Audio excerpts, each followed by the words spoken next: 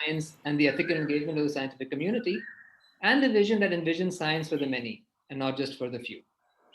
It is in this context that this evening we have the distinct pleasure and privilege of listening to Professor Prajval Shastri.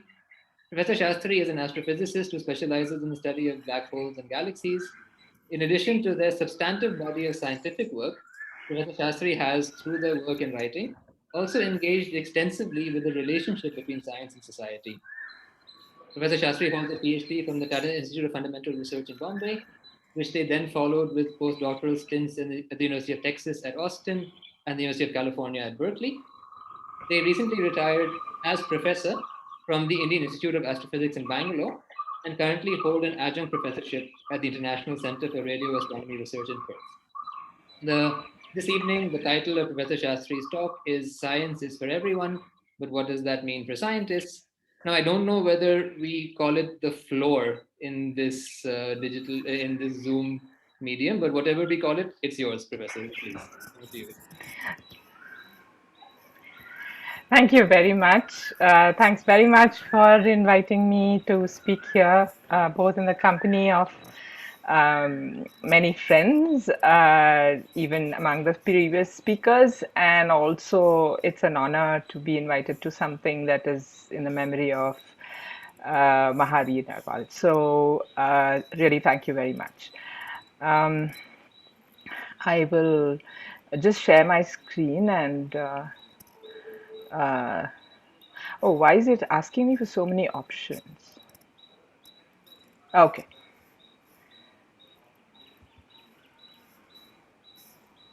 Okay, can you see?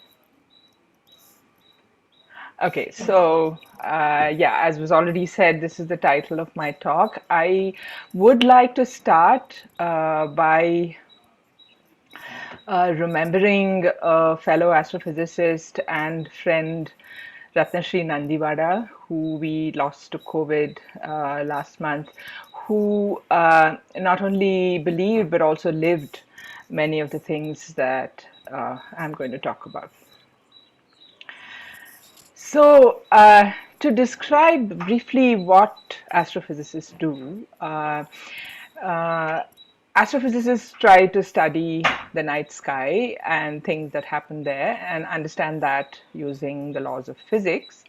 So if you look at the night sky, we see a lot of shiny dots. A few of them are planets, like here. And most of them are stars like our own sun. And in fact, they are stars within what we call the Milky Way, which is our cosmic home. And among these, not of course all the dots are stars, some of them, like the one in the familiar Orion constellation, is actually a gas cloud within the Milky Way. And under really good circumstances, that is dark skies, no night pollution, you can actually see our Milky Way as a lit band across the sky. And among the millions of dots that we see, there is one pretty non-descriptive, but visible to the naked eye, which is actually a galaxy like our Milky Way, which is nearest to us. It has a swirling cluster of stars held together by gravity. And if we were to go outside our Milky Way would look something like this. So this is a picture that a friend of mine, Kirti Kiran, took of this neighboring galaxy called Andromeda. And in size terms, it's about 6 times the size of the moon if you were to look at it, if you were to look at both of those things together. Now, it turns out that both our Milky Way and this galaxy, Andromeda, have a very, very big black hole in their middle, which weighs more than 1,000,000 times the mass of our own sun. And not only that, if we look at each piece of the sky, even a piece that is just 1/10 of the size of the moon, there are 10,000 galaxies approximately in that little piece, so in every little piece in the sky, and each of these has such a giant black hole in the middle as far as we know. And obviously, I mean, the Andromeda galaxy is 2.5 million light years away. So, what happens to its black hole, or for that matter, what happens to the black holes all over the sky, are not things, they are things that I study, but they are not things that affect our everyday lives or the everyday lives of people around me. However, the government of India funded me for over 23 years with a salary to do this research. And I'm not the only one. And not only that, they also put in money to build facilities like this, which are cutting edge, world class facilities, to do the kind of things that I do in research. That is to look at the sky and to gather data and to understand what happens to these things that are billions of light years away. So, why? Why does the government of India do this?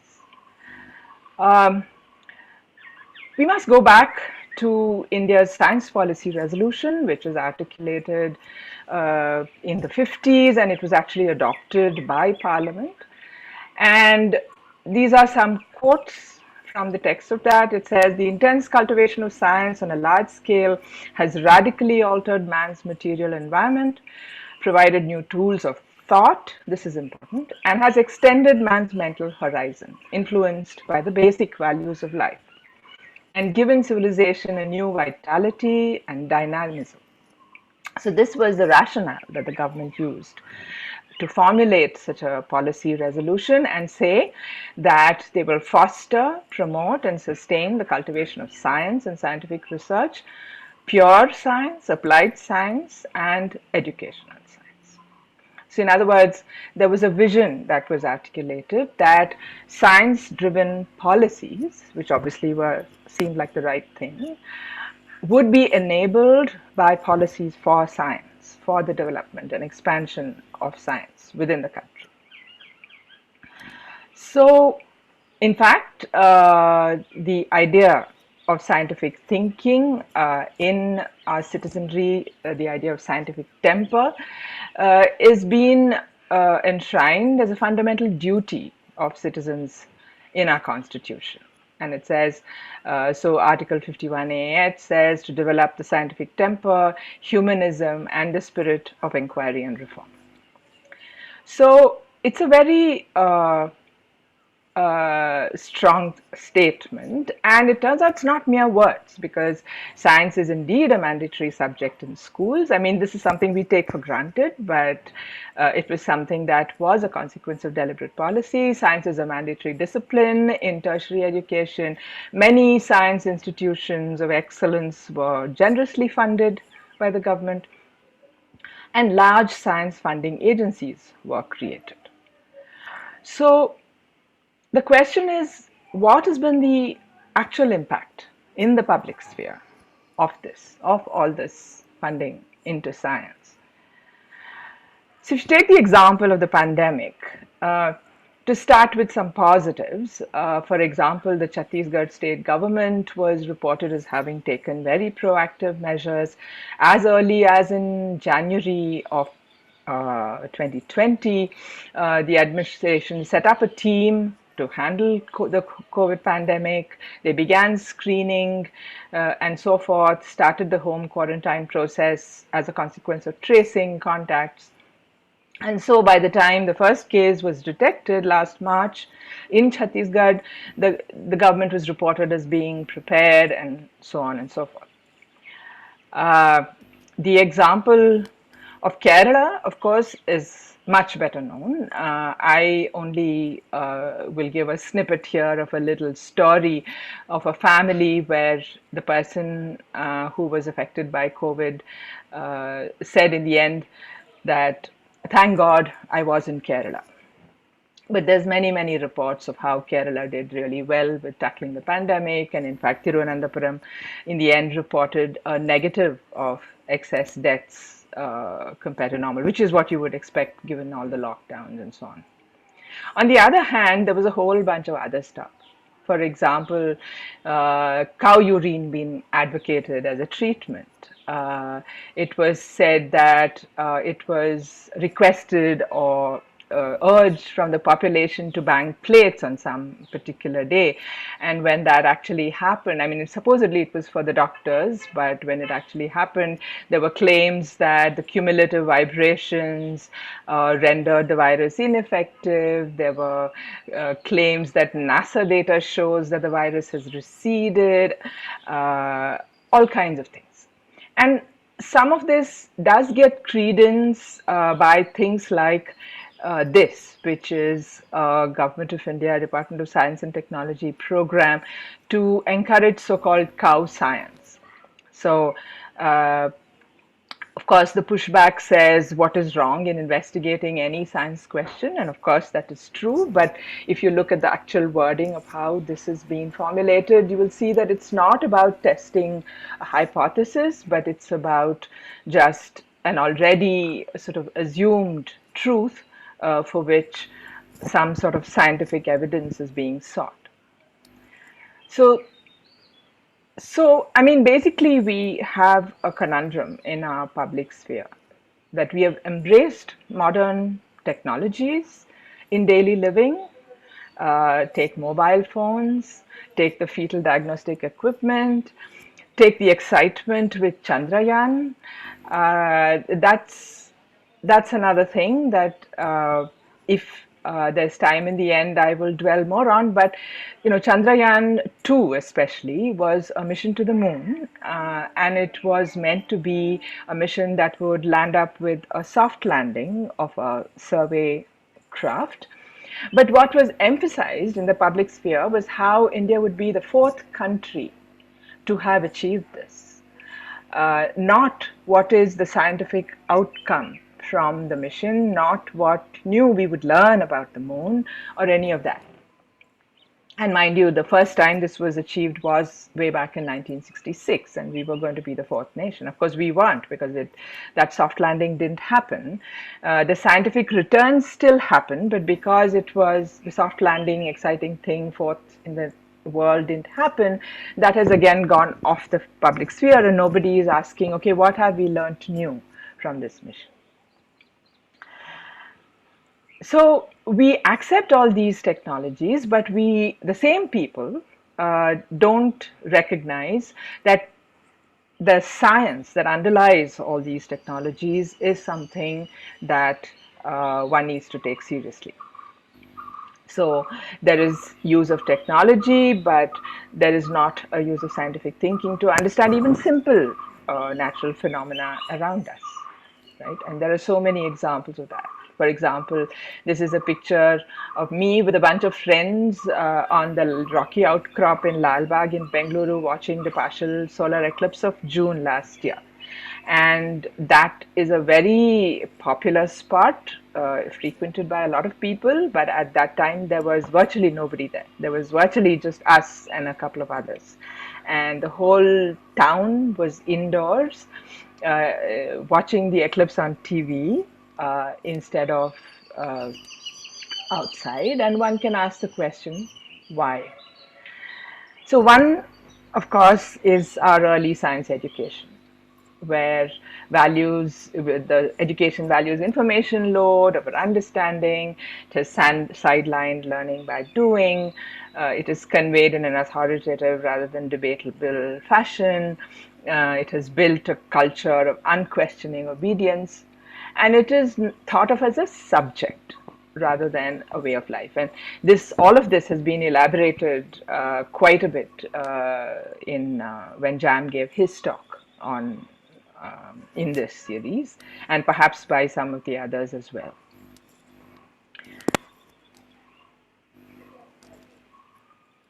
But what about the scientists? So do we have our laboratories, are our laboratories citadels of scientific thinking? Are they abuzz with the kind of debates that we think are needed? Are they places where there isn't this idea of an authoritative truth?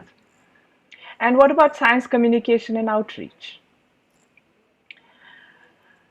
Unfortunately, science in laboratories are, of course, driven a bit by curiosity, but mostly they're driven by personal or sort of quest for personal livelihood and glory.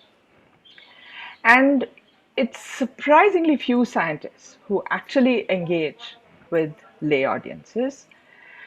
Moreover, there is no requirement to subscribe to the scientific method as a way of life in order to become a scientist. And so, succumbing to, say, astrology or shackling pregnant women during eclipses are practices which are prevalent among scientists too, even those in the prestigious science institution that we have in our country. Climate change deniers are also not uncommon even among eminent scientists in these prestigious institutions. And in fact, it's not that this hasn't got pushback. It has got pushback. So, for example, there was Professor Pushpa Bhargava, who was the founder director of the Center for Cell and Molecular Biology in Hyderabad, who eventually resigned from all three prestigious academies in 1993 because he was just completely disillusioned with the academies, because they would never take a stand on any of these issues where you have a disconnect or a mismatch between what we think of as the scientific method and what is actually happening around us.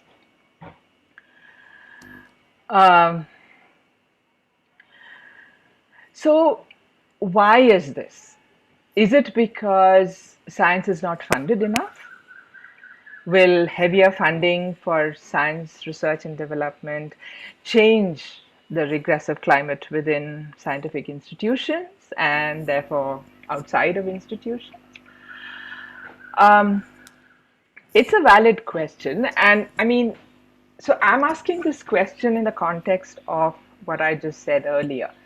If you take the question just cold, bland, obviously one would conclude that India does not fund science and scientific research enough, because if you compare it, say, with a fraction of the GDP that goes into other things, not that the GDP is a correct measure of well-being, but GDP measures something, and expenditure is therefore measured in terms of that. And so if you compare what fraction of the GDP goes into science R&D funding, or if you compare what fraction goes into science R&D funding compared to, say, defense, then you would conclude that the science funding is dismally low.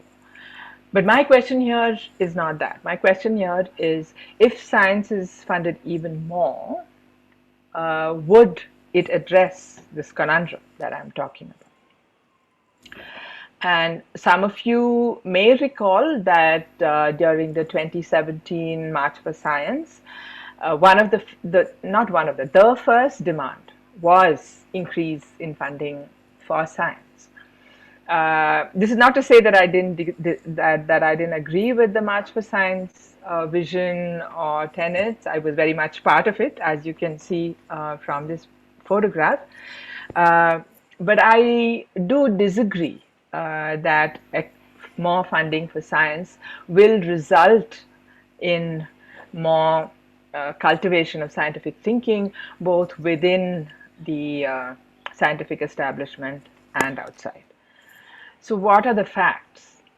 The facts are, first of all, increasing scientific awareness or attempts to do so in the public sphere has actually come from civil society groups mostly.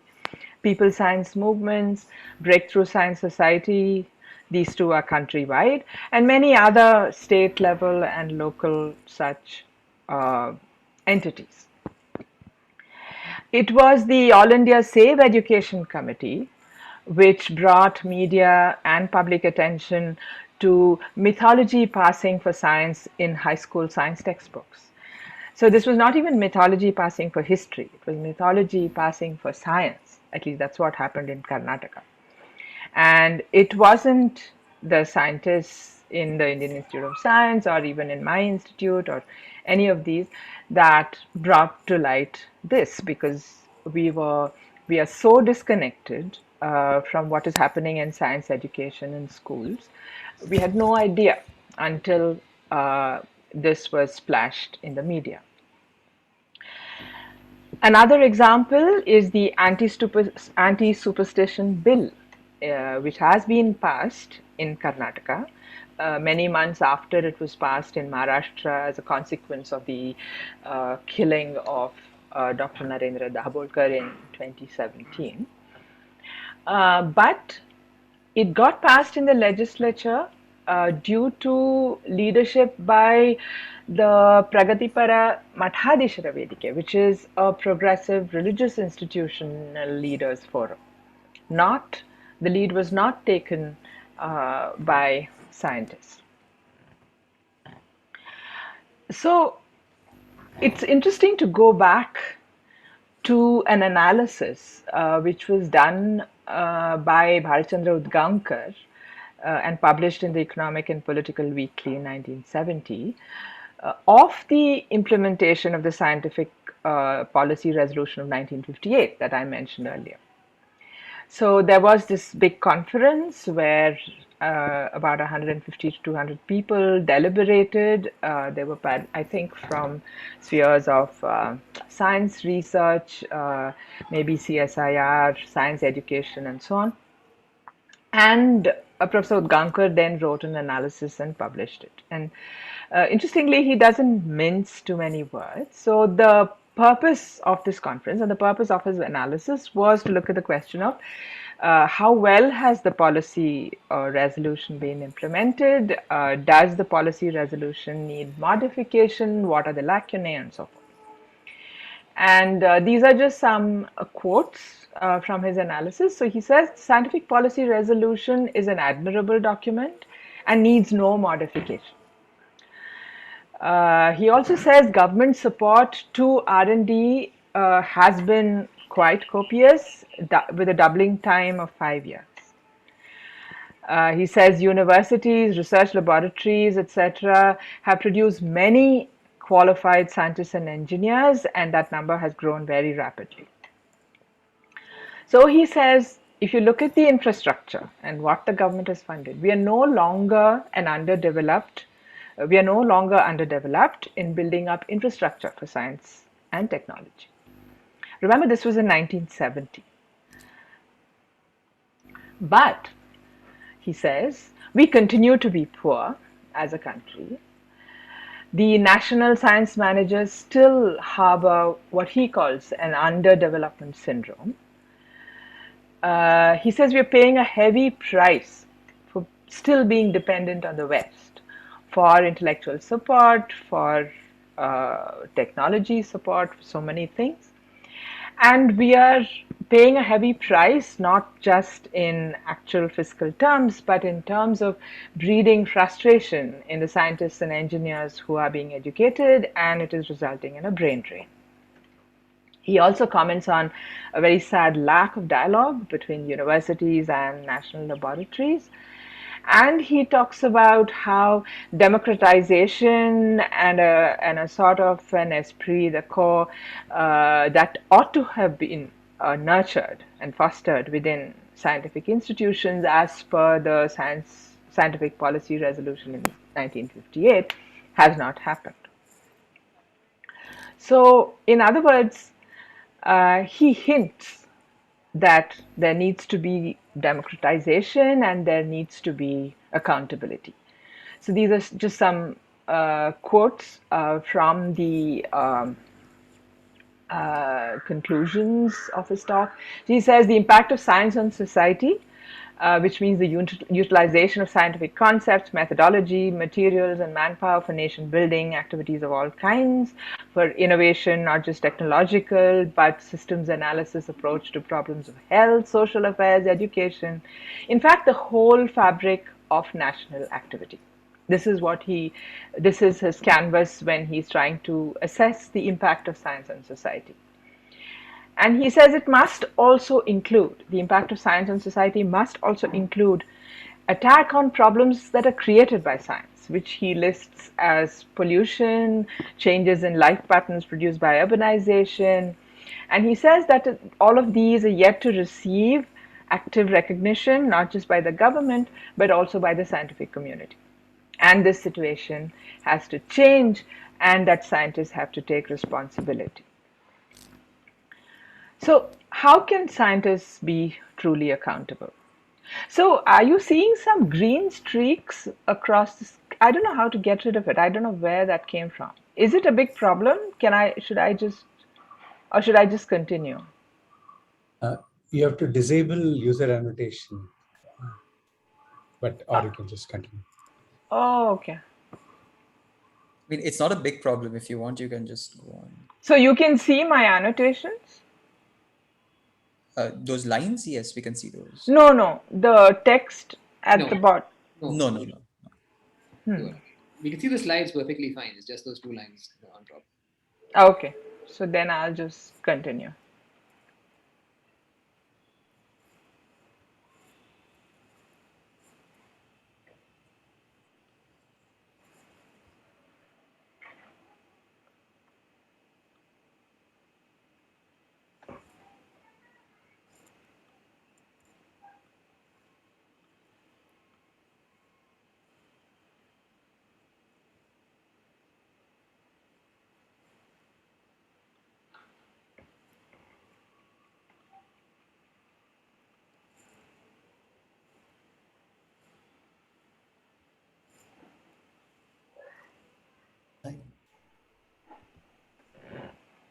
Can you see now?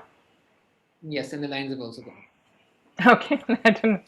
Okay, so how can scientists be truly accountable? First of all, I think public engagement must become a mandate for every scientist.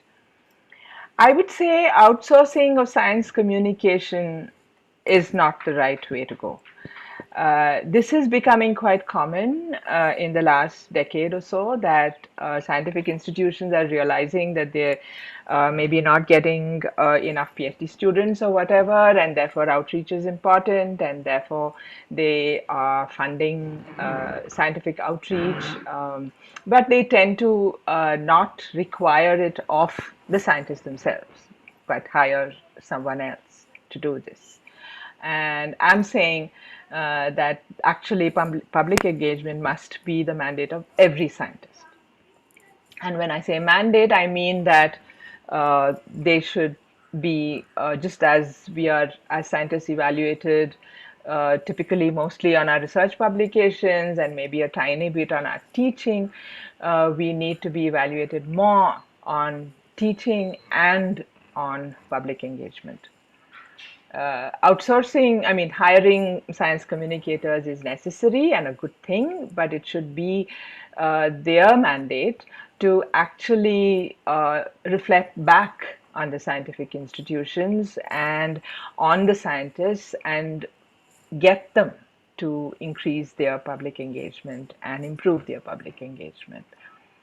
I would say science communication cannot occur in the deficit model, that we are the expert, brilliant, busy scientists doing these incredibly difficult things, and that out there are the common people who are basically an empty pot into whom we will pour our knowledge. I think that science communication truly is a two-way street. Many of us who do this know this.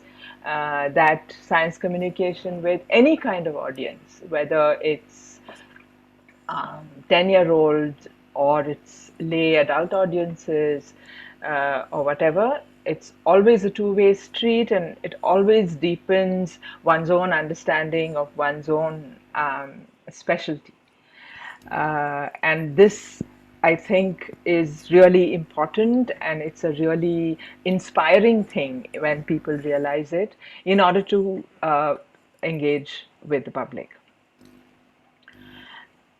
I think scientists do need to take a stand on this sort of religion versus science standoff, where both things are presented as monoliths in opposition to each other. And we need to ask the question, are scientific institutions welcoming of everyone? Because if science is for everyone, then scientific institutions, first of all, need to be welcoming of everyone, and they need to project science as something that is done by everyone. So just to take an example of that last point,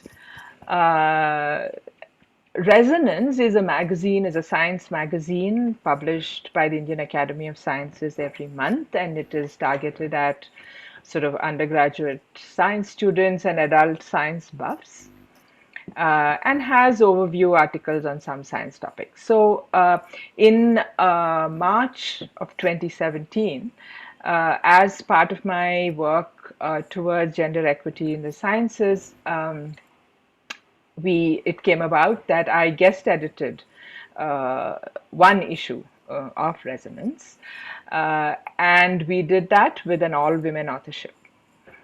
So this was March. It was celebrating Women's Day and all of that. So our idea was not to showcase women scientists' work.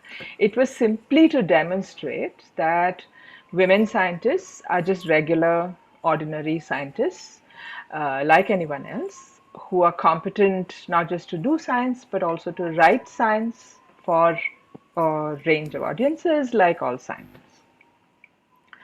And this was because if you look at the statistics for authors in Resonance, here on top is the statistic for the people with PhDs in science employed in higher education in India. So 45% of them are women, and about 55% are men. Actually, I should modify that. 45% were women in the year 2015. That was when the statistic was taken. I wouldn't be surprised if it was equal by now. Whereas the authors in Resonance, which are drawn from this pool because Resonance covers all branches of science, you can see that the number of women authors is extremely small. So this was represented by the blue compared to the red. So this was in this time span, and all authors so this was first authors, this is all authors, and this is a statistic for the year 2017. And we looked at this because, as I said, we did this special issue in March where we had all women first authors. And basically, our goal was to convey a message to the editorial board that there are enough women scientists who can write for Resonance competently. That's what we demonstrated with our issue. And we also wrote in the editorial that, in fact, I had the responsibility to assemble the list of authors, and I'd made a list of 20, whereas there was space only for 10, and all the first 10 that I happened to contact said yes. So I had this number of extra women authors who I didn't even reach out to because I had enough yeses from my first attempt. And none of these people had been asked earlier.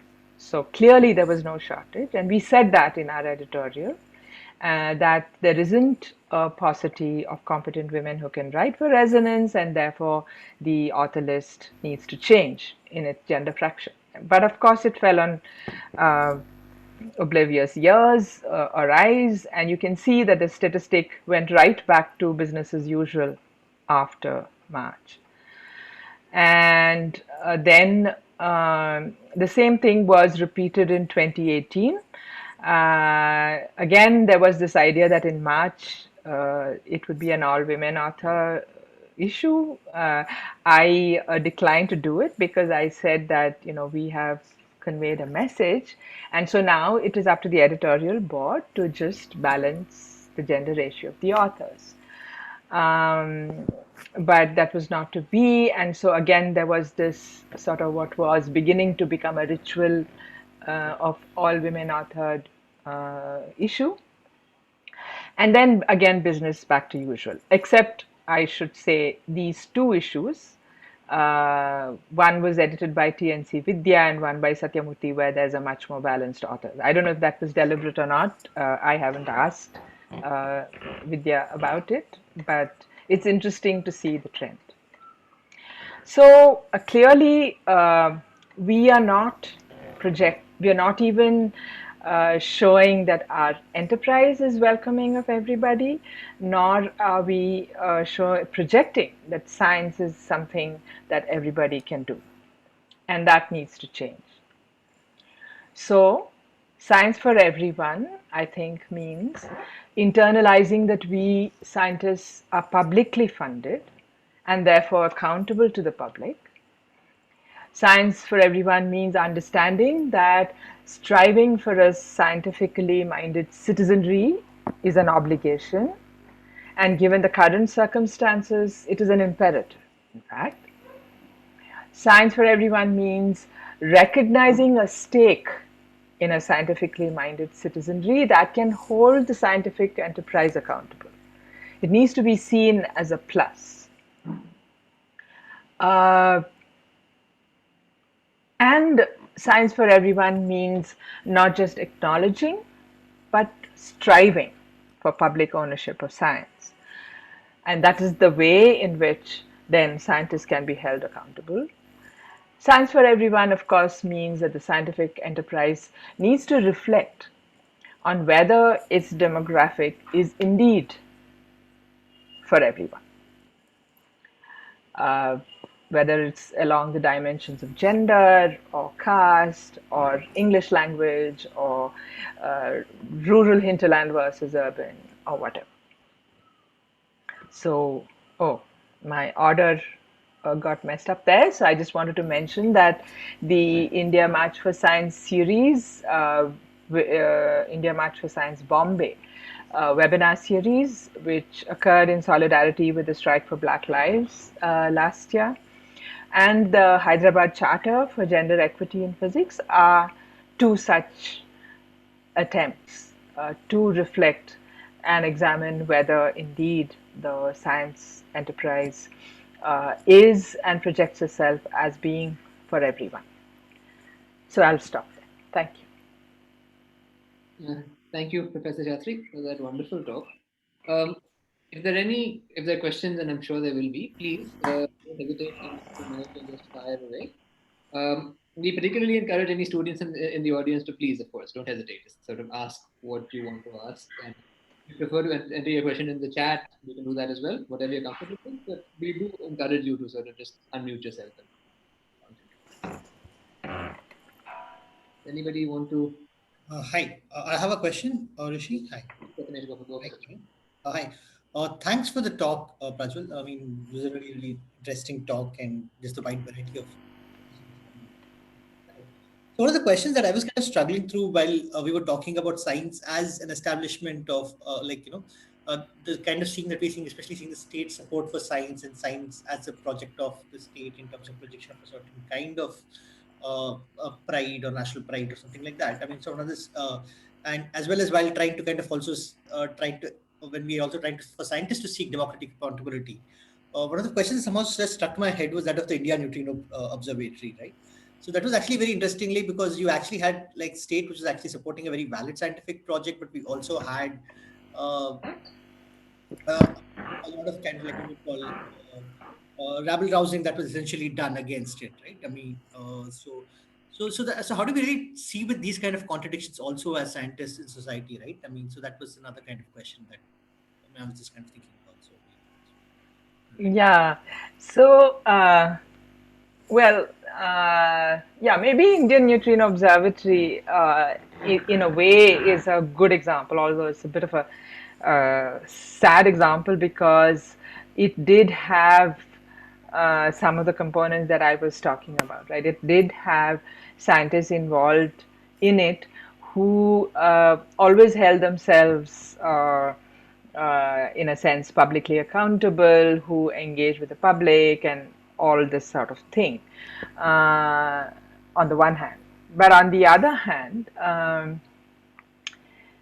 if so first of all, I think the whole issue was all very conflated, because I think they were I have to admit, I didn't keep up with all the sort of minute details of how things progressed along, but there was a conflation of, for example, the questions of what is the environmental impact of a construction versus the neutrino being sort of posed as some dangerous particle, and that sort of thing. So I mean, I would say in a way we are responsible, because even before the INO was proposed, why didn't the Indian public know that neutrinos are everywhere and they are particles that barely interact, and so many millions of them pass through your thumbnail and all this sort of thing? Why is it that I mean, we are responsible for it because we have created, this notion of physics research as something that, only brilliant people do. It's awfully difficult. And I mean, I've been brought up like this, I would say, post undergraduate. The sort of undercurrent is that, like you're all these brilliant people who are doing something really difficult, and so there is a tendency to even teach things that way, sort of project what we're doing as extremely difficult, and therefore only convey the outputs of what we have done rather than the process, because the process is too difficult for the common people to understand, sort of an attitude. And so this idea that we're doing these awfully difficult things, sort of putting ourselves on a pedestal and all that, I think we are reaping the sort of fallout of that. So I would say, although Indian Neutrino Observatory is not a great example of the kind of critique I was giving in my talk, because there were a lot of people who were in fact engaged heavily with the public and so on.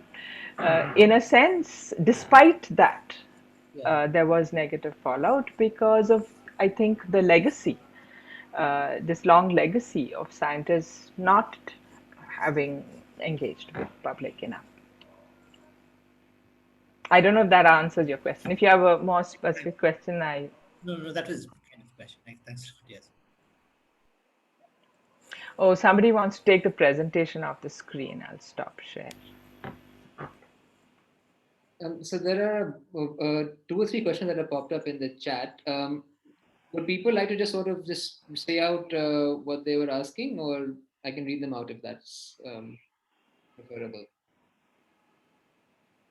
So the first sort of question is by Sarthak, who asks, who says that various institutions seem to be mistaking outreach for advertisement. Any comments? Like, totally agree. So I totally agree with that, and that should not be. I think that when we engage with the public, it should be in a way that we present both how we know what we know and what we know, not only what we know. But that's not often not the case, and so that's a problem. I would hope that this tendency of hiring, investing into public outreach and hiring people who are full-timers, science communicators, maybe that will have some sort of positive impact, in the sense that science communicators are a little bit multidisciplinary. They understand much more about engagement than scientists do, and so some sort of critique from their side will hopefully change that. Thank you. 1 second. Disha asks, can you explain your point about the religion and science debate a little more? I mean, I suppose you can. I could have, I guess, spent a bit more time on it, but yeah. So there is this there is this confusion, I would say, in the public sphere about what religion is, or it's a deliberate confusion that is put in. And so it's constantly sort of portrayed as being in opposition to science. So, I mean, I keep having these experiences, for example, whenever there is some sort of astrophysical event, whether it's typically eclipses, but it might also be some meteor shower or a comet or something like that. And then, the TV channels will typically all wake up and they will say, we need an astrophysicist to be on a discussion panel, but they will also compulsorily get astrologers on the same panel. And then during the discussion, it will typically be that they will say, okay, can you explain how how this eclipse occurs and what is happening? But they will not ask the scientist first. They will ask the astrologer first. And they will say, then they will maybe say, okay, what comments do you have on the on it to the scientist? And then they will say, okay, so what is the scientist's view of the eclipse, and what is the religious view of the eclipse? And so it's like, first of all, I don't think any religion aspires to explain natural phenomena around us. And so it's one thing to say religious beliefs are private and this and that, but scientists may have a whole range of religious beliefs. All that is fine. And I'm not trying to, although I'm a practicing atheist, I'm not trying to say that all scientists need to aspire to be or need to be atheists, otherwise there's some contradiction. I'm not claiming that, but I am saying that we need to take a stand that science is the best explanation we have to understand the world around us. It may not be perfect, it has faltered, there have been negative fallouts, all of that, and we should be willing to debate all of those things. But it is still the best explanation we have to understand the world. So it is faulty to, first of all, juxtapose or see in opposition a way of understanding the world through science and the so-called way of understanding the world through religion, because religion is not meant to understand natural happenings around us, and I think scientists need to take a stand on that. Religion is a way to maybe understand the self, to inquire into why there is hatred and conflict in the world, and so forth. And there are multiple ways to do this. Religion is not the religiosity or whatever is not the only way to understand those things, but we do need to take a stand on this, and we do need to push back also. We do need to, for example, there is a law that says that you cannot propagate untruths in broadcasting media. I mean, these broadcasting media have a license, and their license requires that they comply with this requirement, and we need to hold them to it. I mean, it is true that when suppose I get called to a TV panel and there are a couple of astrologers there, they will sort of pussyfoot and not make too many outrageous claims and so forth. But it's still ridiculous that when you want to explain a natural phenomenon, which is of course exciting, many of the times it is exciting.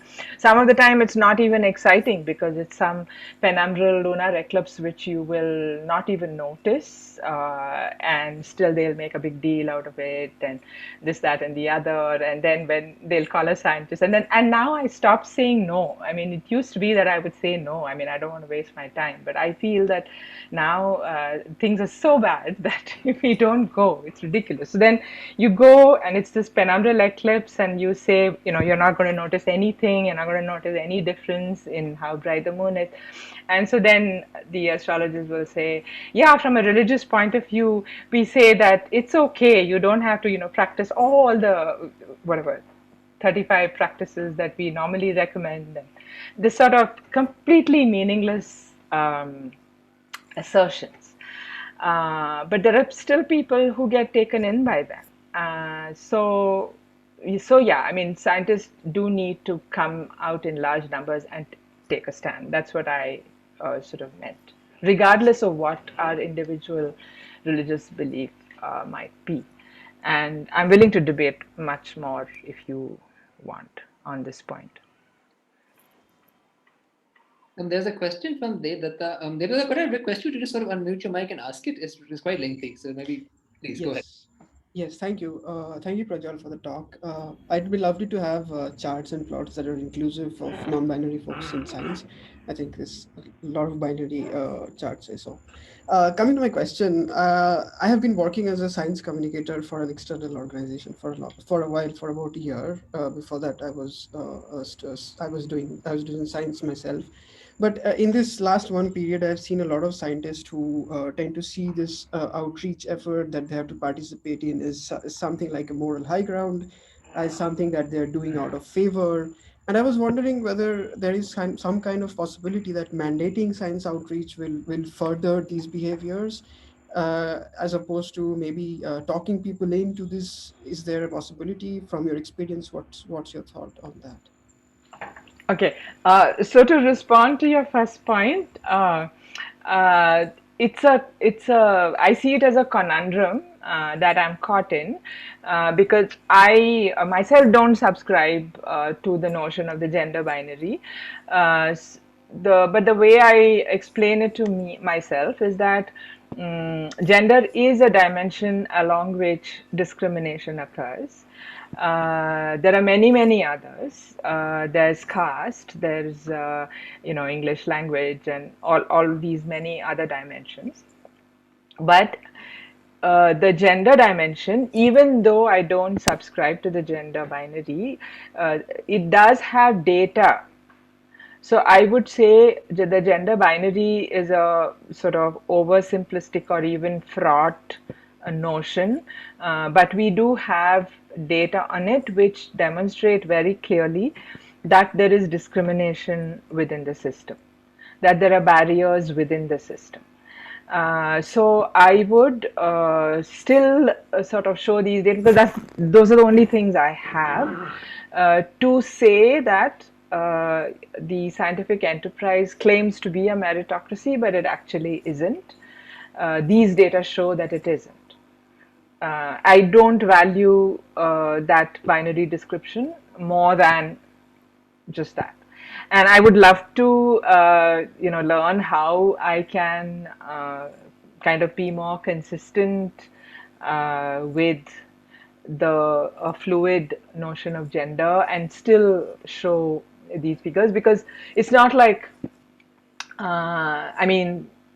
there are probably some data, like you say, on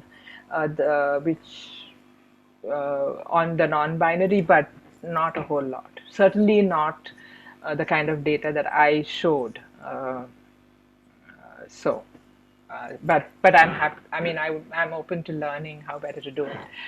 About the other thing, so the crucial thing is that it has to get in officially into the mandate, into evaluations, into promotion evaluations, hiring evaluations. That is my conclusion.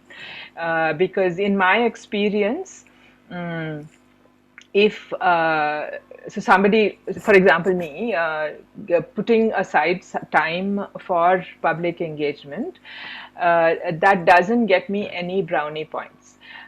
Maybe a little bit moral high ground, that may be new, It wasn't there. I mean, I superannuated 2 years ago, and it certainly wasn't there then. It was actually the other way. It was that people who were good at outreach, or people who spent time in outreach, were seen as less competent in their research. It was seen as, because you're less competent, you're doing outreach, sort of thing. That tendency was, quite there. Some institutions have got over it, and at least they award brownie points when you do outreach, but there is no rap on the knuckles if you don't. So they don't suffer any negative consequences. They don't, I mean, we don't as scientists in research institutions suffer negative consequences if we are bad at teaching either. I don't know how it is in universities, and even though there may be some feedback form at the end of every course or something, there's no serious negative consequences. So there's no, people who. So it's a matka. If somebody happens to be a good teacher, well and good, and students like them and whatever. If they happen to be not so good teachers, there are no mechanisms for them to improve their teaching skills, or there's no incentive either. And the same thing with outreach, even at a sort of, so there is this hierarchy that, research is what you're supposed to do, teaching you maybe do, and outreach you,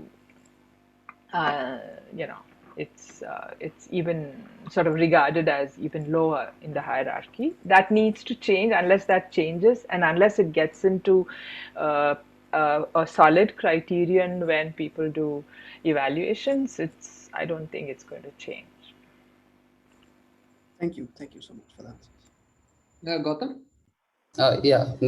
Professor, so I have a question about what you said earlier, so about the INO, and how it's in some way our fault that we haven't convinced people, or they don't know that neutrinos aren't dangerous, and we have billions passing through our body every second and so on. And my question is, how do we make people care about neutrinos, especially when a lot of theoretical physics and math, it may not necessarily translate to some sort of like technological advancement or quality of life improvement. Like a more extreme example I can think of is about pure math, and somebody asks you why you do this, and you just say, and what's the point of doing all this? And the best you can say is, okay, maybe it will lead to some physics or some sort of tangible technological improvement, or maybe it won't. So is there some use in getting people to see like physics and math the way they see art? Like there is some utility in doing it for the sake of itself? I mean, I would say that, you know,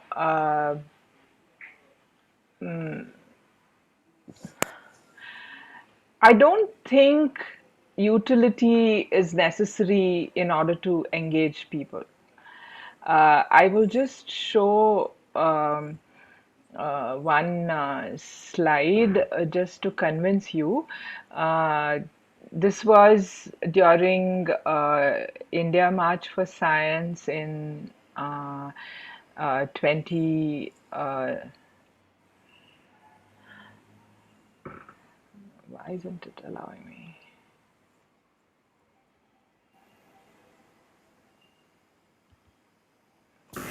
2019, and this was a group of us went to this group of people in one of Bengaluru suburbs to talk about science. It was meant to be a very sort of free-flowing dialogue about science, like, why is the sky blue and that sort of thing.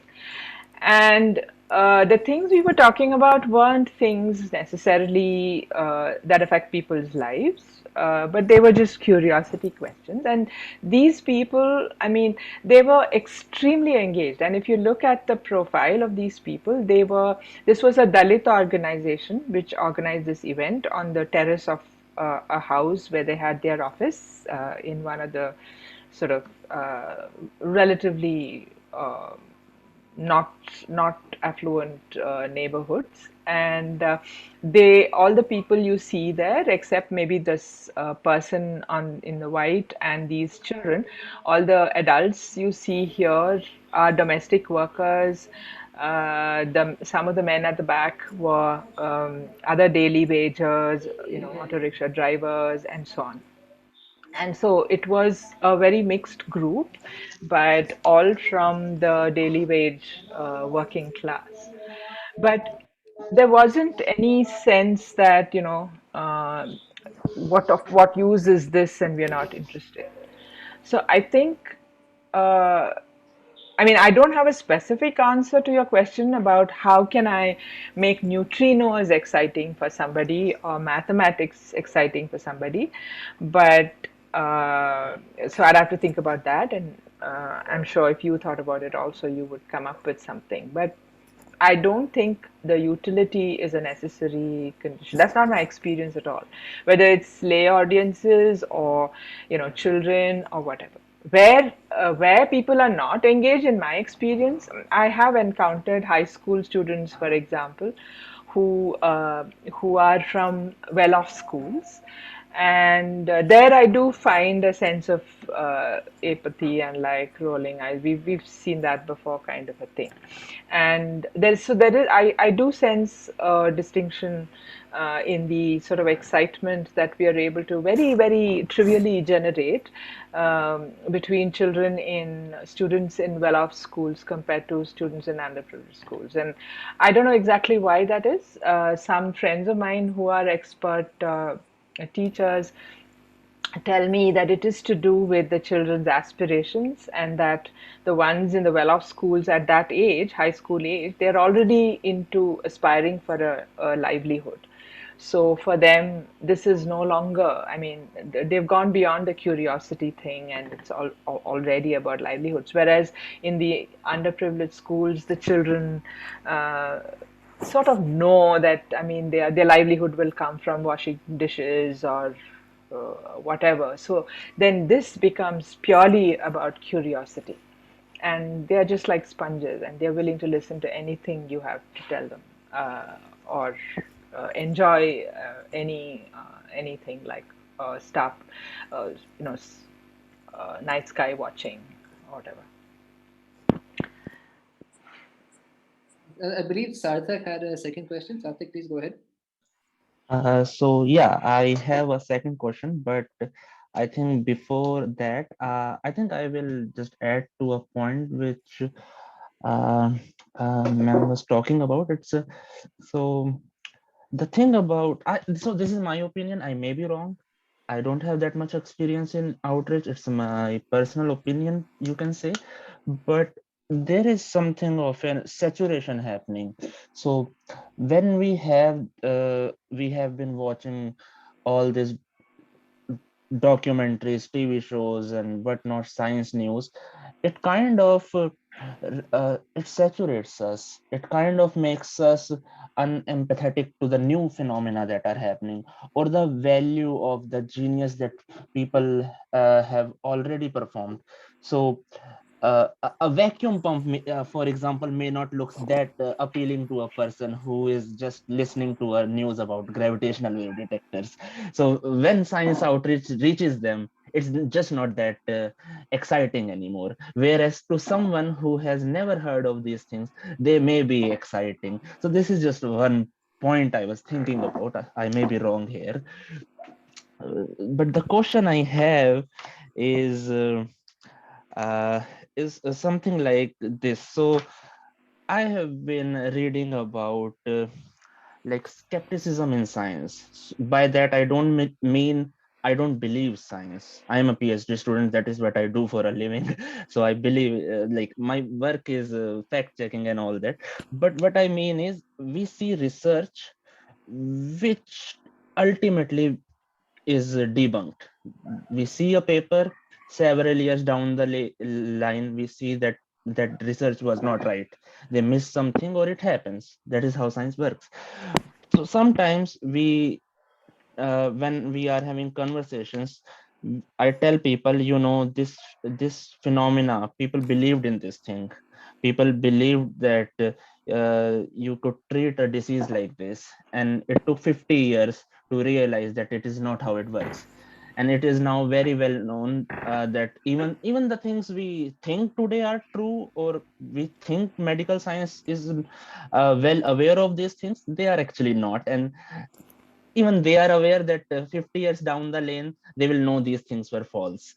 But when I say these things to my friends who are very well educated, some of them are PhD students, some of them are professors in good universities, they look at me with suspicion and they are like, Sarthak, are you trying to say that science doesn't know what they are doing?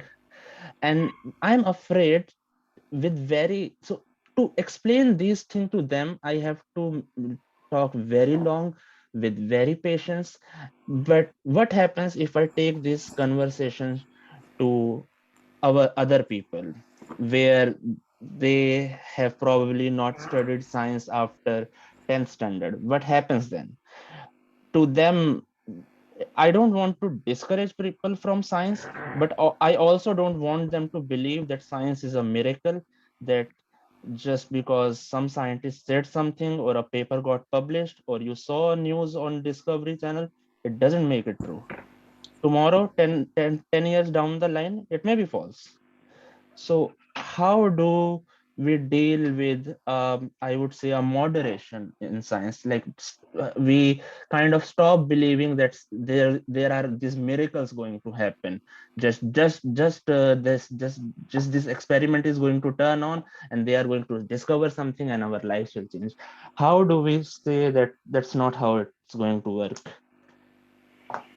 Uh, well, I think you're doing a good job in explaining it, because you are handling the complications, and I think that's the only thing we can do, right? I mean, there isn't one thing called science, right? There is, science happens in so many different contexts. It happens driven by so many different aspirations. In Jamin, his talk talked about who's science and what science means. So I guess at the core of it, there is this thing called the scientific method and all of that, and uncertainty is sort of inherent in that. And the core of it is about being open to accepting that what you thought earlier might actually be wrong. But I mean, there's also so many pitfalls. There's science which is driven by commercial interests. There's the whole paper publishing race, because of which people compromise. People compromise on the scientific method for such a huge variety of reasons, right? So there's all of that as well. I mean, it's not just the uncertainty or the pitfalls that are inherent in the scientific method, but there's all these other externalities also which contribute to that. So I don't think there are any shortcuts, and I think we just have to deal with it. And I think you're dealing with it fine. So yeah, we have to have patience, I guess. I mean, so there is always a chance that when you are speaking about like these pitfalls in science, or how science sometimes becomes what it is not, like it takes a form of a religion or a superstition, where people say, that guy said this thing and he was pretty intelligent, he got 2 Nobel Prizes, so it must be true. So when I explain this, that no, he was wrong, he got 2 Nobel Prizes, that is fine, but about this thing he was pretty much wrong. We know this because since then we have 60 years of research. But there is always a chance that from 10 people I am talking to, 2 might go home with the idea that science actually does not work, or they have no idea. So I'm just like, I just don't want to ever give this idea. I would very be unpleased with if I did that. Yeah, you're right. But then, when people accept or don't accept something that they see around and how people interpret that, it doesn't only depend on their grasp of the scientific method, right? There are all kinds of externalities that come in when you interpret something that you hear or see or whatever. Just as you said, I mean, there's some sort of authority assigned to the Nobel Prizes, and that biases a person when accepting or not accepting something that that Nobel Prize winner might say. Well, we have to deal with it. In fact, I think that, I mean, there's a whole scholarship that is there on just on science communication and why do people perceive and interpret things in different ways? Why are logical arguments not completely persuasive, and what are the other biases that come into play when people agree or don't agree with something that someone says, etc., etc. There's a whole scholarship on that. It's complicated. There's no question. We have Yes. a question from Jam, or a point. Jam, please. Yeah, hi. So actually not so much a question, but I wanted to add to the point that was made a little earlier when this question about how do you show that all this is useful, or whether you are doing all this, literally blue sky research in Prajval's case, right? And I mean, I sell math, right? I mean, I go to students, I go to this thing, and come on, Prathamesh, I don't know how he would sell topology as useful to people. The point is, I mean, Prajval showed that picture of, sitting in a village and talking science. I mean, I've been doing it all my life. In fact, it's the other way. The farther away from your everyday life, the people will listen. Astronomy is what? Because they know damn well that you're not going to solve their everyday problems, right? Come on. Do we have any illusions that you're going to go to, people who are destitute and are going to solve their problems tomorrow? Let's have no illusions about this, right? So they're very clear about it. They also know, but they understand very well that science has a lot to offer. I mean, the romance of astronomy is incomparable. I mean, I think only religion compares with that when you talk to the people in general, because the grandeur of the universe is perhaps the greatest substitute that you can have for whatever is the grandeur of God and religion, etc. And people respond to it in a big way. I mean, I can only say people respond to it in the sense that all science communicators have seen again and again and again that mathematics can be abstract, and it appeals to people. I mean, so there is a certain thirst for knowledge, thirst for understanding that people have. And I mean, I have deep conviction in that. I think basically that we don't acknowledge it. That instrumentality of, education leading to job, to this is something that, and we all go through, and that's why you're probably sitting in Kriya and wherever and you're talking, right? We all gone through all these things.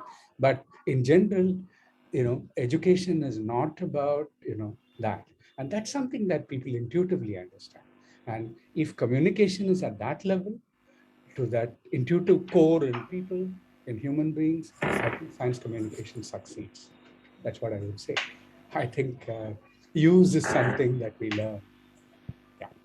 Yeah, I mean, that photograph that I showed, it was actually not in a village, it was right in the city, but it was, we talked about, apart from talking about some questions that they had, we also talked about March for Science, because that was the occasion. And we talked about how the next day there would be this procession, and how this was part of a global thing, that people everywhere were going to do this and all that. And I mean, they got it, that little girl who is holding that placard. I mean, she clearly felt that there was something that was bigger than herself that was happening. That sense they get. So I mean, it's really fascinating, and it's very moving also when that happens. But it happens all the time. As I said, it happens particularly, as Jam also said, that it happens in places where there is no utility for what you're trying to convey. Yeah, I agree. Aishwarya, can I invite you to just ask your question? Yes, Professor. Thank you. Thank you so much for the talk, Professor. My question was regarding representation. So you spoke about how public engagement must become a mandate.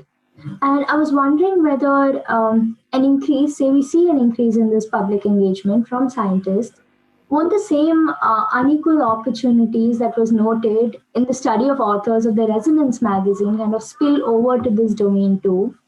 And now, given that we're speaking about creating a system and like promoting a system that doesn't necessarily exist as of now, then what would be some mechanisms we put in place to kind of ensure that this doesn't take place? Yeah, no, I think it's a very valid question. How shall I answer it? Um, okay, so if let's say I'm in this imaginary science institution and I get to decide and I get to design public engagement of all the scientists in that institute, this hypothetical situation, what would I do? So some of the things I would do are this. So for instance, I would make sure that people who are the public face, that is, of this, because public engagement doesn't necessarily mean that you go and be an orator, right? There are a whole bunch of things one needs to do with public engagement, like design experiments or do these experiments or engage people in doing experiments or go to a school and do experiments there or whatever. So there are aspects to it which involve having a public face, and there are aspects which are, you know, whatever, backstage work or whatever it is, and creating material and so on. So I would make sure that the public face part represents has diversity in it. So I would, for example, insist that they should certainly not be all men. They should be more women than men. They should be preferably gender diverse. They should preferably be caste diverse. They should preferably be with a variety of English accents and this sort of thing. I would also mandate that all people who involve in who actually have first contact with the people with whom we are engaging, the public, that they all undergo bias training. I would say that if anybody is not willing to undergo bias training, they should not be doing that bit of the public engagement.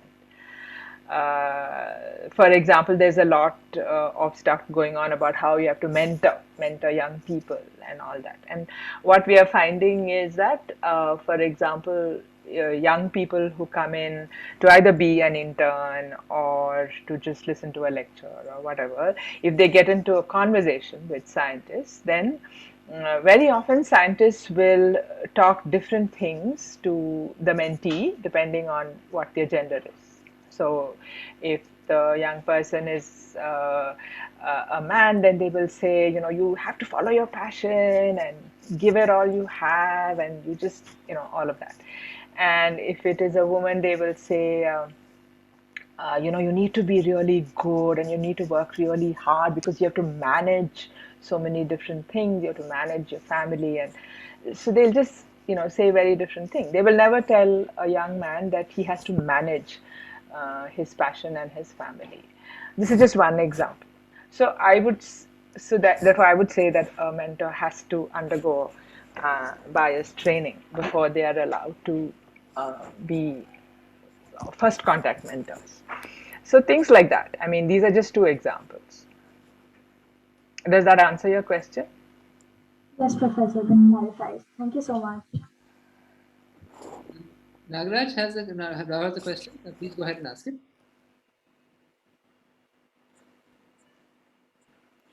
Yeah, am I audible now? Yes, you are. Yeah. First of all, I joined a bit late, but maybe I will later on listen to the whole thing. But my question was that this also brings out a fact that scientists, by and large, should not shy away with engaging with general public.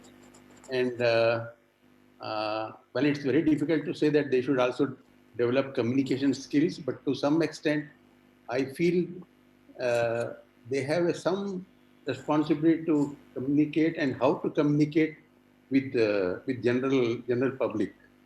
So maybe it is just I'm preaching something, but that's what I have when I see so many things going around and so many unscientific things being pushed around. So I feel that one part of the duty, or I don't want to use the word duty.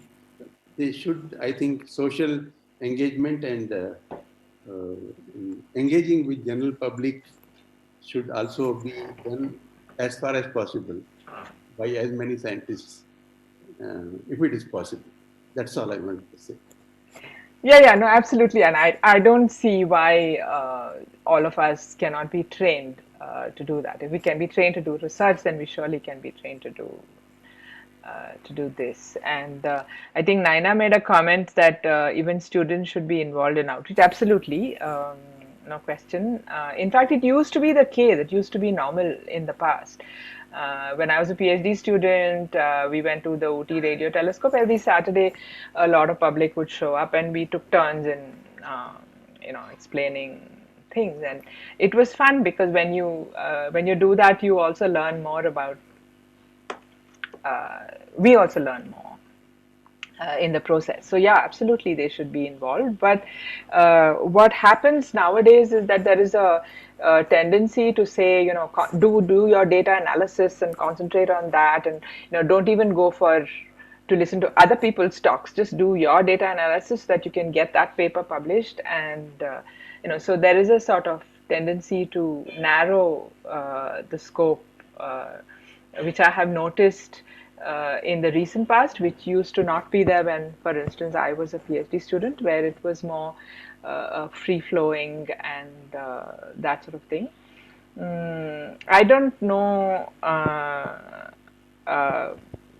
I mean, I would suspect that if there was greater attention to the quality of the research that we published, rather than just the number of papers we publish as scientists, that would address part of this problem, because then there would be a pressure to write good papers, fewer papers perhaps, rather than just a lot of papers.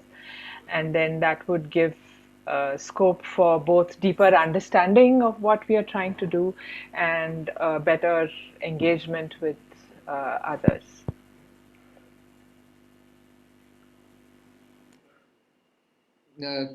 Other questions?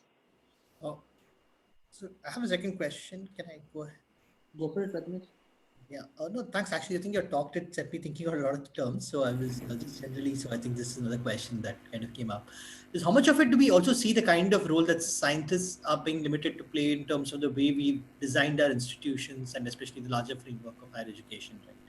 I mean, because we have this tiered institution model in terms of sciences, right, which has these traditional research institutions which are completely cut off from your universities, where essentially which are perhaps have a far more diverse intake, right? I mean, and then now of course we have this new arrival of the what you call the private university with emphasis on model. I mean, emphasis more on glamour and emphasis more on basically having an American style tenure system, right? I mean, which seems to be completely borrowing. So I mean, so how do we really see this and understand this framework, and what potentialities is it actually for working scientists in this?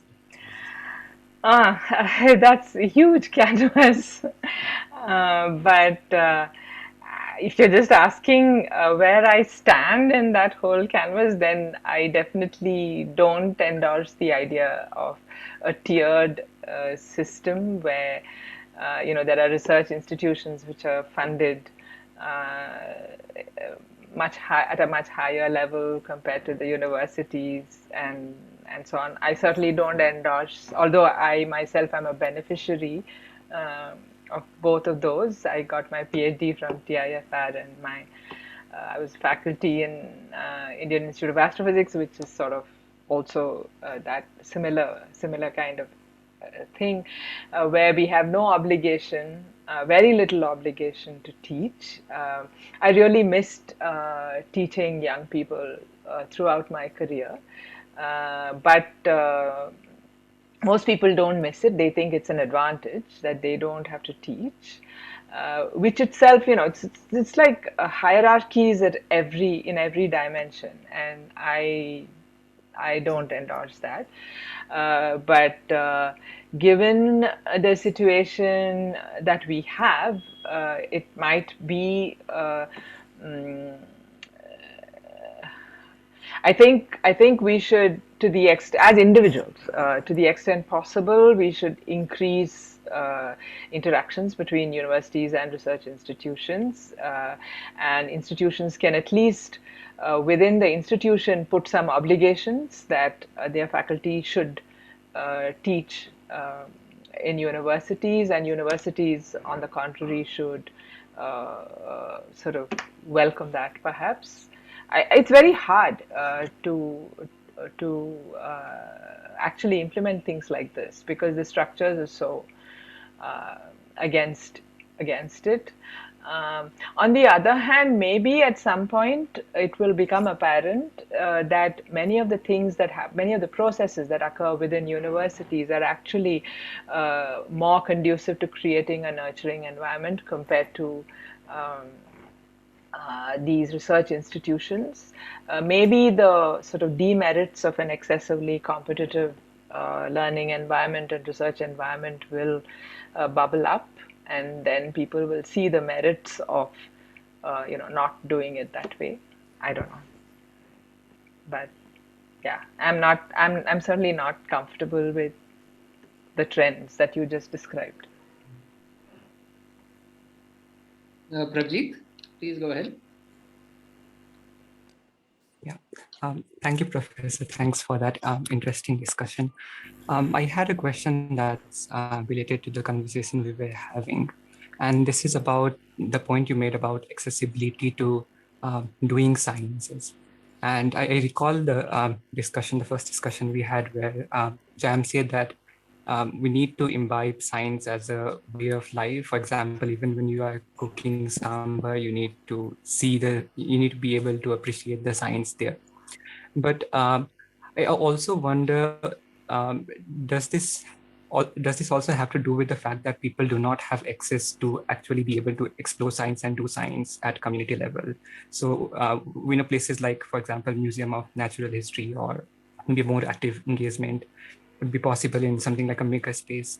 In similar ways, do you think places, community places or centers can create such opportunity where it can significantly enable people to understand and appreciate science, and maybe give them opportunities to explore that process and explore the questions that they want to engage with? Do you think it has a significant potential? A place would have such a significant potential, and if yes, then how would you conceptualize such a place in conjunction with the other suggestions that you were making about science outreach and so on? Okay, so the one thing is that most of the suggestions that I was making about science outreach were for the sort of scientists. It was not how to design a nice, engaging program for the recipient, right? I was not getting into that. I was just saying that it's a problem that most scientists are not involved in public engagement, and they should be. So that is one thing. I mean, there's this whole world of how one can design effective communication devices for different age levels and whatever else. So I didn't get into that at all.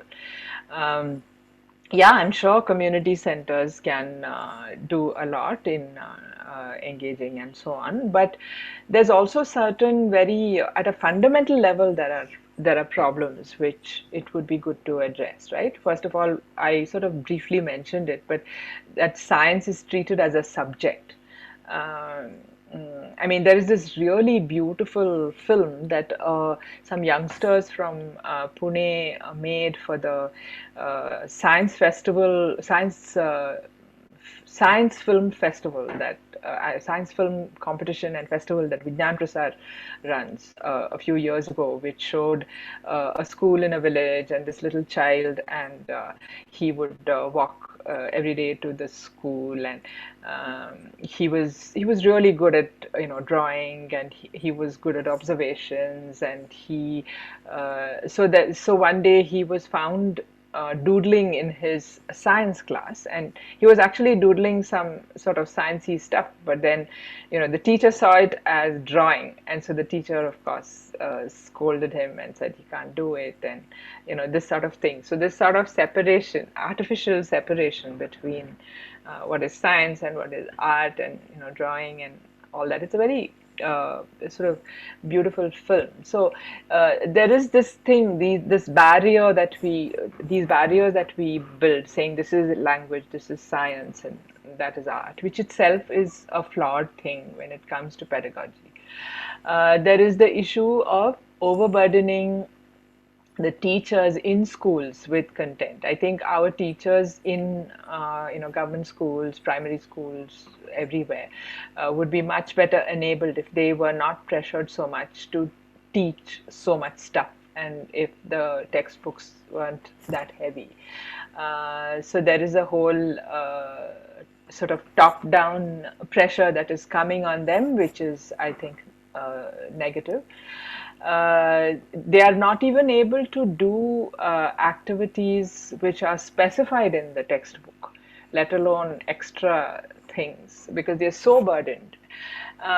There's also, of course, my hobby horse, which is that the whole IIT JEE exam, and how that has become the holy grail. And so all schools, even it used to be high schools, now it's going even lower. They're all supposed to gear their whole system in order to enable the children to prepare for this holy grail. So that again puts another layer, because exams like the IIT JEE do not test your skills do not test your empirical skills, and therefore any activities, experiments, and so on, which are even part of the syllabus in, say, high school or something, they get shoved to the back burner because they are not part of this exam, and so then the teachers give them low priority. So there are all these layers that come in the way of thinking about science in everyday terms, and trying to ask how something happens, why it happens in our everyday life. So it's not just, I think, community centers, it's also trying to change curricula, change aspirations, which will perforce enable teachers to be more effective in teaching. Are there other questions? Comments? May I have one more question? Prajval, how long can you go on for, by the way? Another 5 minutes is fine. Sure. Okay, great. Then we can stop at that. Sarthak, sure. Sorry, Nana? Rishi, do you want to just make the announcement, and then Sarthak could ask his question? Okay, right. So the announcement quickly is that we have a few more talks lined up. Next week, we'll be listening to Professor Sunil Mukhi from IISER Pune, and an announcement will go out about that over email. So Sarthak, go on. We'll go on for another 5 minutes.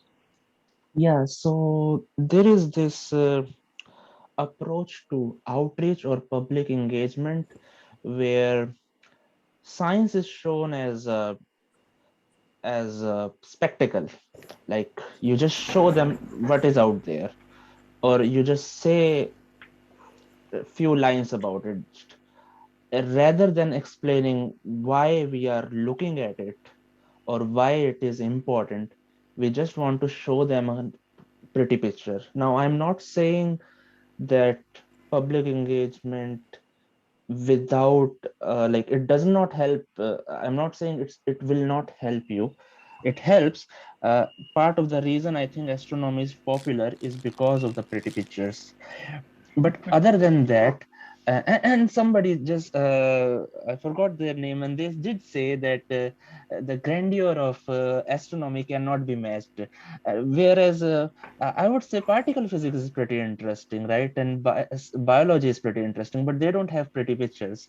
So that is one thing. But what I see often in outreach is the approach is just to show something beautiful, just show them a full moon, or just show them the rings of Saturn, and not actually talk about science. I feel that is not science outreach anymore. Hobbies do that work, not demeaning them, but I think there is a way when we stop it at level of just showing pictures and we say like this is what science is about. Any comments? Where are we really diverging here? No, I fully agree that I think I said it also, that it's important to talk about how we know what we know. Why are we asking those particular questions of, how is something happening and why is it happening, and how do we know what we know? It's definitely important. I didn't do it today. Today I only showed pretty pictures, but my goal was something else. My goal was to show how the government pours a lot of money into what is called blue sky research, which is what I do. That was the point I was trying to make. I was not trying to explain, but yeah, I fully agree that we should not be showing only accomplishments. I think I said that there will be then a tendency to say that in order to achieve those, in order to get those accomplishments, one has to be really brilliant and whatnot. So then that is putting oneself exclusive. Whereas the goal should be to say that this is something everybody can do, and yeah. I mean, where I'm coming from is you said, can increasing science budget help to kind of uh, do this stream science from eminent institutions into public. So one of the things I think is where we really lack is popular media. We have no science in our popular media. So whether we have the top-notch scientist is irrelevant to the person if he has never watched a movie or he has never read a popular science article.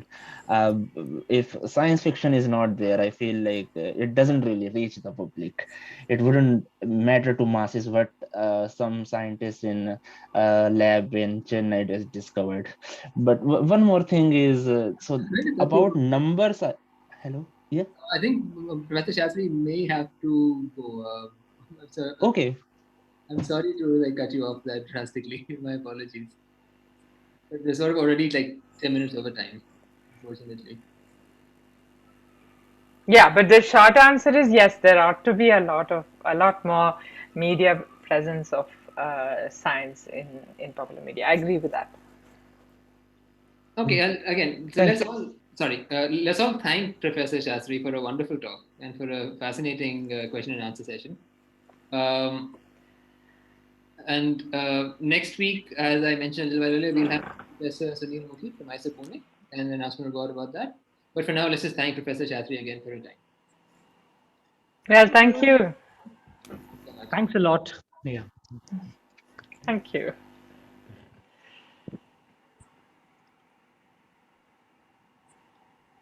So Rishi, if you stop the call, it'll stop recording, right? Oh, it's already stopped recording.